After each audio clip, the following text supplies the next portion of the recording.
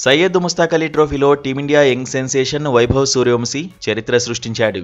ప్రతిష్టాత్మక దేశవాళీ టీ20 టోర్నీలో బీహార్కు ప్రాతినిధ్యం వహిస్తున్న వైభవ్ సూర్యవంశీ కోల్కతాలోని ఈడెన్ గార్డెన్స్ వేదికగా మహారాష్ట్రతో జరిగిన మ్యాచ్లో సెంచరీతో బ్యాట్తో విధ్వంసం సృష్టించాడు. ఈ టోర్నీలో వరుసగా 3 మ్యాచ్ల్లో విఫలమైన సూర్యవంశీ 4వ మ్యాచ్లో 61 బంతుల్లో 7 ఫోర్లు 7 సిక్స్లతో 108 పరుగులు చేశాడు. దీంతో ఈ ట్రోఫీలో సెంచరీ చేసిన అత్యంత పిన్న వయస్కుడిగా వైభవ్ సూర్యవంశీ నిలిచాడు. దీంతో పాటు 12 ఏళ్ల రికార్డును బద్దలు కొట్టాడు.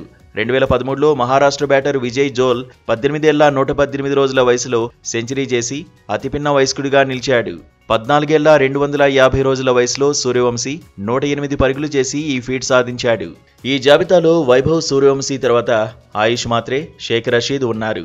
అలాగే భారత్ తరఫున టీ20లో 3 సెంచరీలు నమోదు చేసిన అత్యంత పిన్న వయస్కుడిగా కూడా వైభవ్ సూర్యవంశీ నిలిచాడు. దీంతో పాటు తిలక్ వర్మ పేరిట ఉన్న రికార్డును బద్దలు కొట్టాడు.